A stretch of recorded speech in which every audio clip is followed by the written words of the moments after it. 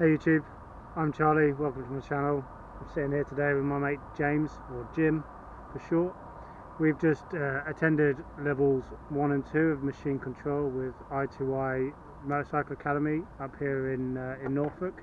Sunny Norfolk. Sunny Norfolk today, yep. Tomorrow's looking miserable. So I just thought we'd give you a quick roundup. We couldn't do any filming during the sessions. It's all top secret. Top secret. All intellectual property, etc, etc, and we don't want videos going out in the wild where you've not actually had the training and things happen, you fall off bikes, etc, etc. So we just thought we'd sit here, have a beer and a burger tonight and kind of give you the summary of what we've done today and what we've achieved. Now, I personally have been riding for since 2003 and I've had absolutely no training whatsoever. Jim has been riding since what, 2010 did you say? Yeah. And you've done all 4 levels of California Superbike School. Yeah. Two over the last 2 years. Over the last 2 years. Yeah. You've done a knee down course at Mallory as well, haven't you? Brilliant. Recommend it to anyone. In fact, all of it's brilliant. So I think today what we kind of covered was learning how to brake correctly. Yep. And the different stages of braking. Obviously making sure that you've got the contact patch there, you've got the compression and the suspension before you actually make your final braking. Yep. We covered the ability to brake whilst turning at the same time, which is something that you, when you do your training to do your license, it's like the total opposite. It's like well, at least they trained me to do all your braking before you turned. Never choose a front brake when you're on the front brake. They basically said if you ever brake turning, you'll die. That was pretty much it, wasn't it? Yeah. That the was kind of the front will wash out. Yeah, that's it. Goodbye Vienna, right? Yeah. Which is not true. Massively not true. Which is not true at all. If you don't put your weight on your arms. If you put your weight on your arms, then and you brake, you snap the brakes, then you will lose traction. And yes, under those circumstances, it's true. But they just need to teach you how to do it, don't they? Really? Yeah. It's all about using your core strength, sitting on the bike correctly, and just removing that weight from your arms.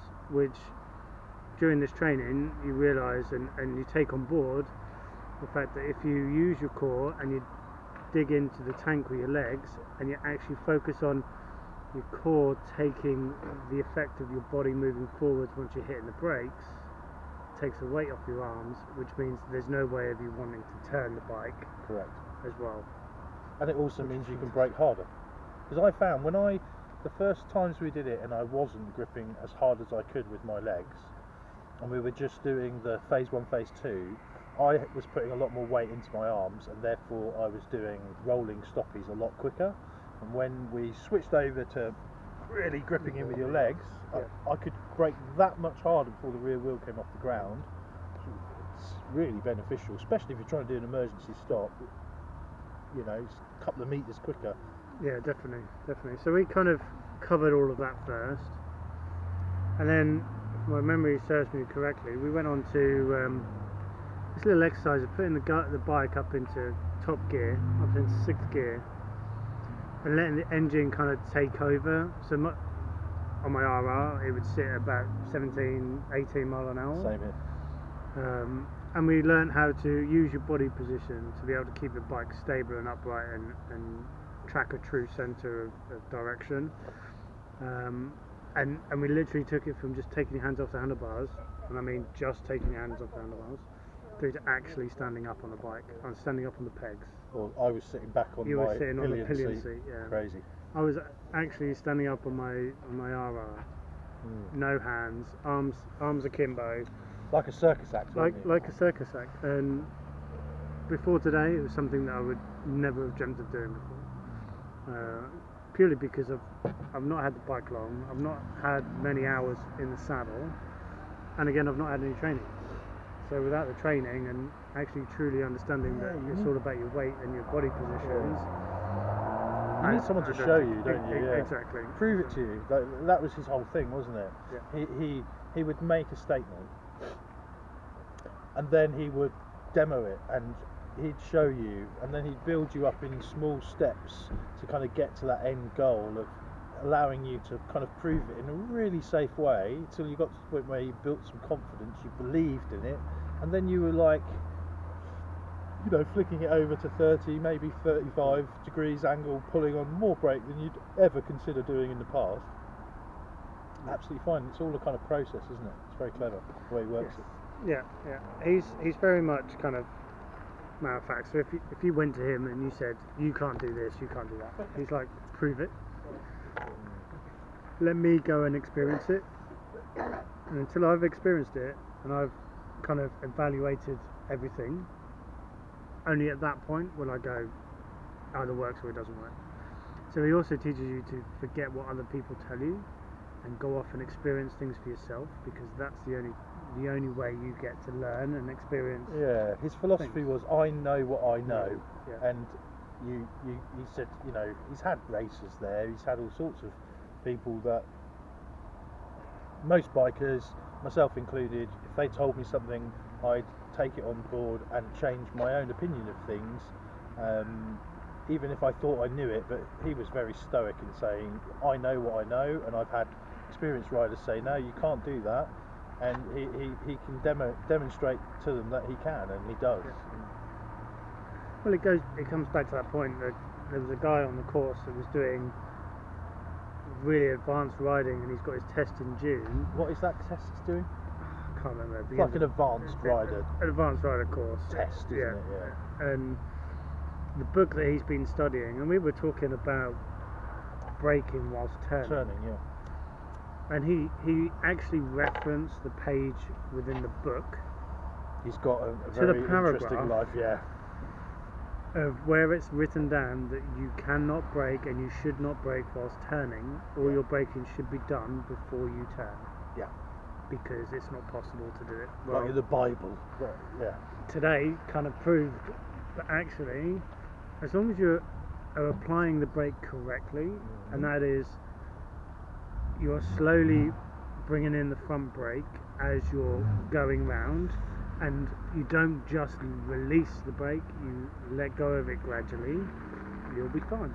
The important thing was, it's not just about progressive braking. There's an element of a first stage which is it's really light, but what it allows to happen is the suspension to compress, and that compression that's in the suspension to then transfer to the tyre, which expands the contact patch and passes the grip to the tyre. Once that phase has passed, you can pull on that brake as hard as you like until the rear wheel's well in the air, and you're fine. However, if you just progressively come on and get to that second stage too quickly, you haven't compressed everything, and you haven't got the grip in the tyre because it hasn't passed its weight through to the tyre. That's when you come a cropper.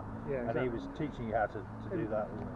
And he was actually doing endos one-handed, right? Yeah, so was I. Well, there you go. So that just proves that as long as you, as James just mentioned, as long as you get that first kind of initial braking done, so the suspension compressors and that contact patch widens, you can hit that brake as hard as you want, and you're going to stop, and you're not going to wash out. Now, I'm going to put inverted commas around this. In the dry, yes, you should be fine. Yes. In the wet, we don't know. We don't know.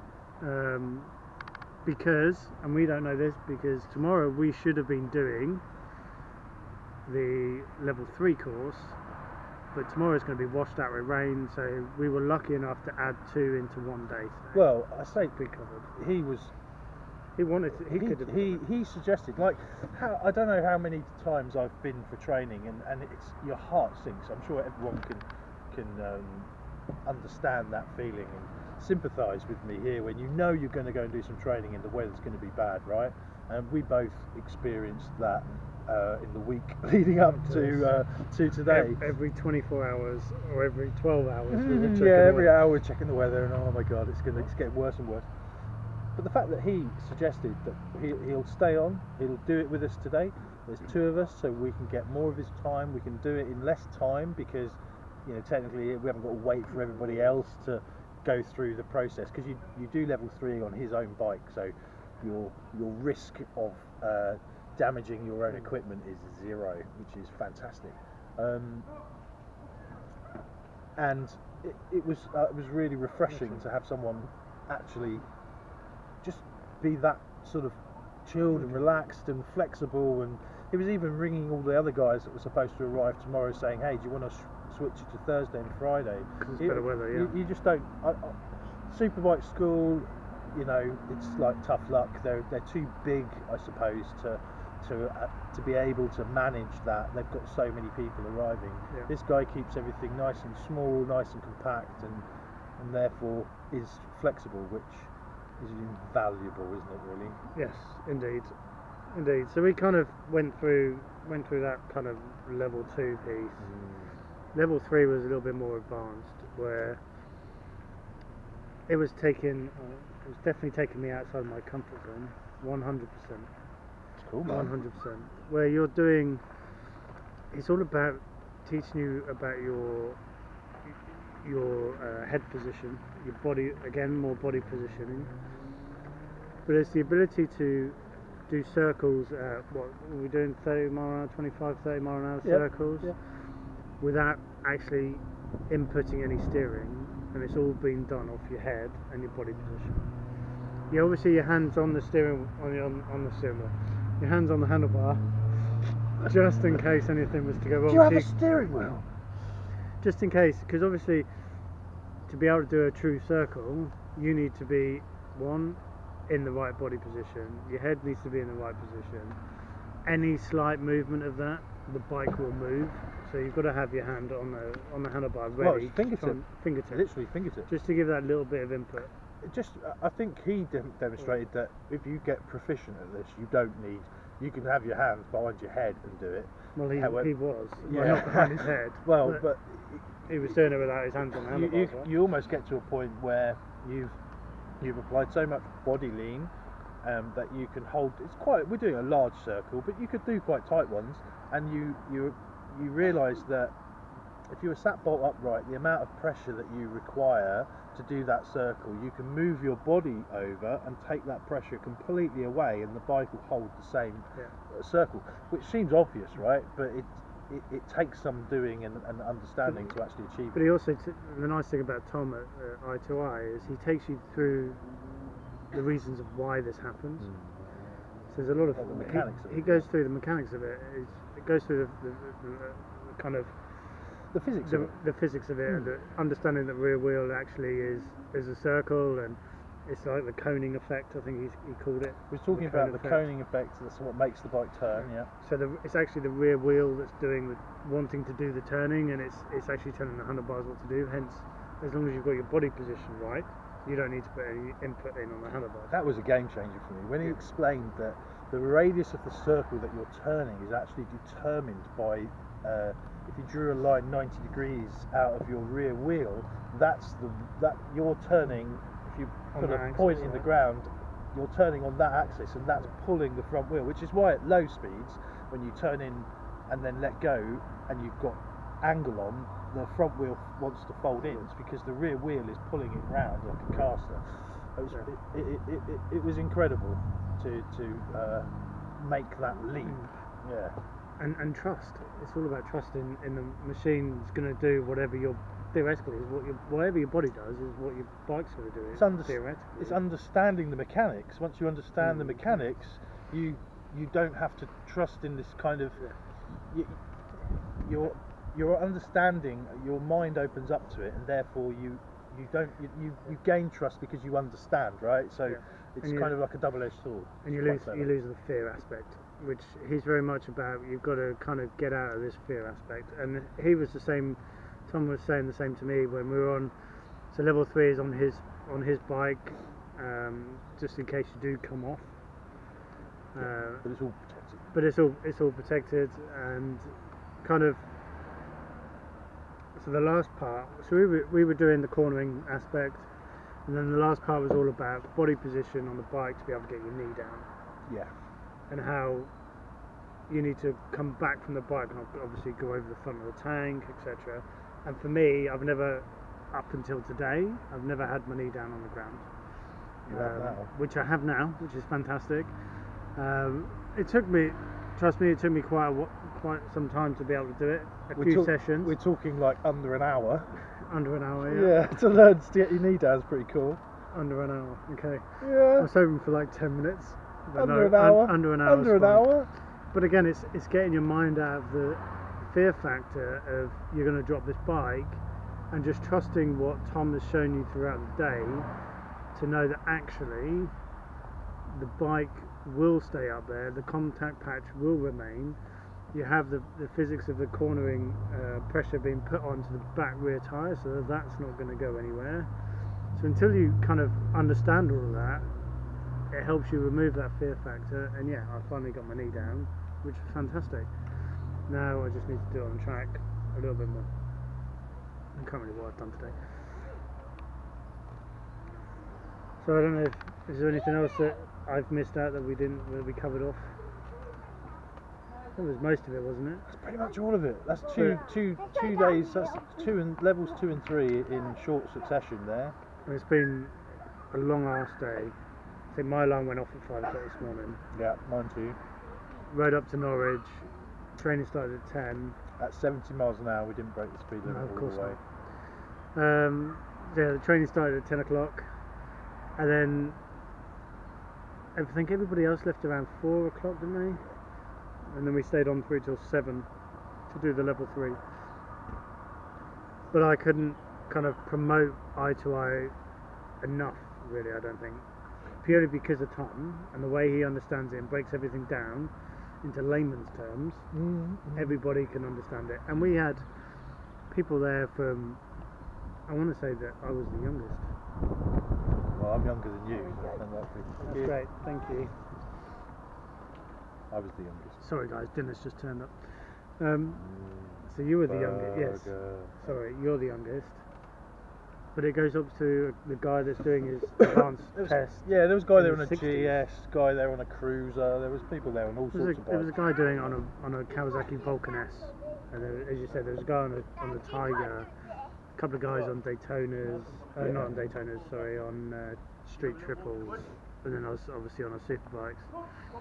And Dom uses a 675 triple speed street triple for you to go on level 3 with the biggest crash bungs I've ever seen. It's about they're like huge. Oh, huge. So they are. He doesn't care if you drop it because you're not going to damage his bike. Put it that way. Yeah. So he's also looking into doing level 4 and 5, potentially 4 and 5. Yeah. 4 definitely. But he's kind of working that through at the moment, kind of putting the fine tunings to it, should we say? But it's essentially going to cover drifting and skidding, which is pretty cool. Pretty cool. And that'll be all on his bike, of course. So I think i2i, they do it over 3-4 locations in the UK. If you go to if you put into Google i2i Motorcycle Academy, I think it's i2i ma.com. Something like that. We'll correct. Yeah. There'll be a link. Yeah, I'll put it down in the description, in the comments. But take it from me, I have done all of the California Superbike schools, which are brilliant, and I would advise you do them. They'll give you some great knowledge for both the track and the road. And I've done a knee down school at Mallory Park, again, fantastic, great value for money. But I've actually taken more benefit today than you would ever believe from Tom. He has got a way about him, a way of explaining stuff. The syllabus of the course was fantastic. It's well put together. Definitely. Really well put together, really progressive. You never get scared. In fact, it has the opposite effect. It gets you to a point where you feel more confident. And we've only done a few miles since, and this guy's already riding with far more confidence, snapping into turns, nothing crazy. We've not done anything silly, but it makes a big difference, and I can't. It just gives me that confidence that I hadn't had prior to doing the training, which for me is fantastic. Again, I guess for my riding career, it's all been on smaller bikes. I've gone onto a 200 brake horsepower machine, beast, an absolute beast, and I've gone, right, okay, well, I need to step up a gear to keep up with it. You need to learn how to learn how to take it, control it. Yeah, take it to somewhere near its limits, right? Just enjoy it more. No, exactly, and I think from our experience today, and I haven't been to the other venues or the locations that i2i do the training at, I would highly recommend doing the one at Norfolk at RAF Costa. Brilliant. We do it on the runway. The runway is very wide, very long. It's like a 6-lane highway, isn't it, basically? Yeah, and it's perfect. Lovely, smooth tarmac. You can have a whale of a time. Okay guys, so I think that kind of covers it. We're going to go eat our dinner. Thank you for watching. Take care. Catch you on the next video.